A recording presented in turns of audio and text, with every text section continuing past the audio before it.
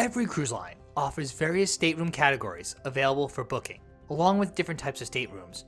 Cabin location, size, and amenities all factor into the decision on which cabin to choose.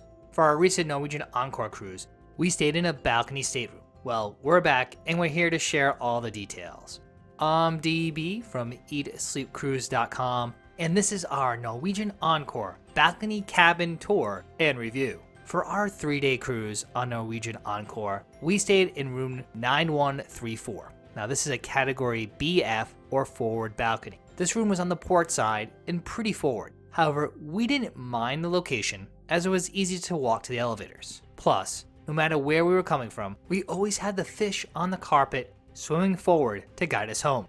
Being on deck 9, it also meant that we were not too far from the inside venues. It was an easy walk down to popular places like the waterfront, the main theater, and most dining venues. On the other hand, getting up to the outdoor decks, starting on deck 16, was a bit of a hike. While I tended to use the stairs, we never had an issue getting an elevator. The Norwegian Cruise Line website claims the square footage of this room category starts at 213 square feet. While we didn't measure the space, it felt similar to our expectations from other NCL ships. This was our 7th cruise with Norwegian Cruise Line, so we're accustomed to the line's cabin design and layout. Still, compared to other cruise lines, the balcony cabins on Norwegian Cruise Line tend to be a bit slimmer overall. The layout of this room had the bed located closer to the balcony door. This is actually our preferred layout. Of course, there's no way of knowing the exact orientation of your room when booking.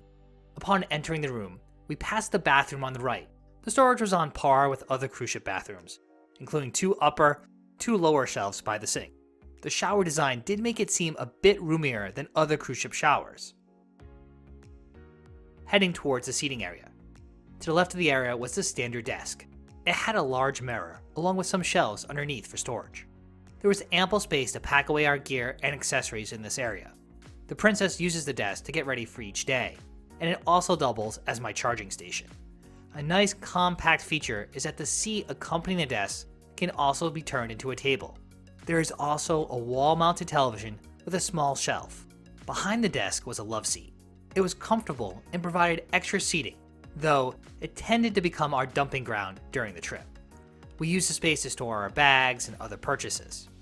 Above the sofa, there was space to hang items like hats and beach bags with our magnetic hooks. Next to the sofa was the closet. Yes, we already admit we're overpackers, but for this trip, the closet provided plenty of room. The closet consisted of 1 bar to hang clothes and several shelves for additional items off to the right. This is also where you'll find the safe.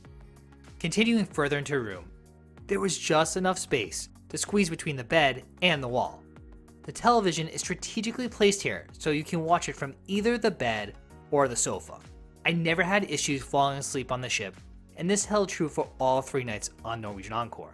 The bed was on the firm side, but had plenty of pillows and blankets to make sure both of us were comfortable. Next to each side of the bed were small nightstands.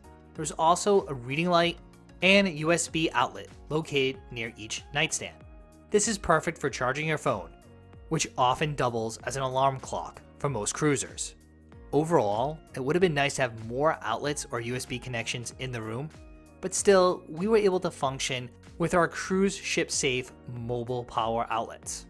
The balcony was located just beyond the bed, and it felt to be about the same size as the similar balcony we had on Norwegian Bliss. There was certainly not enough room for a lounger. However, the 2 chairs and table did offer a reasonable space for relaxing with a cup of coffee or for watching the views during sail in or out of port, like most cruise ship cabins.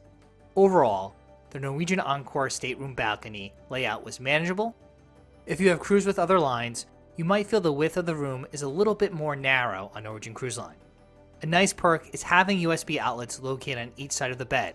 The Norwegian Encore stateroom balcony also features an energy-saving design, requiring a room key to be inserted before you can manage the lights and/or temperature control. These rooms have a trendy yet subtle decor with clean lines and a muted color palette.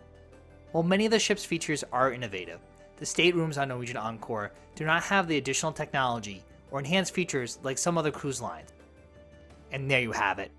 That's our Norwegian Encore balcony cabin tour and review. But of course, we'd love to hear from you. let us know in the comment section below your review of a Norwegian Encore stateroom. I'm DB from EatSleepCruise.com, and if you enjoyed this video, we'd really appreciate it if you gave it a big thumbs up. If you're new to the channel, or have been hanging out for a while and just haven't gotten around to it, make sure to subscribe down below and also check that notification icon. That way you get updated whenever we put out brand new videos. You can also find us all over social media at Eat Sleep Cruise, and thanks again for watching.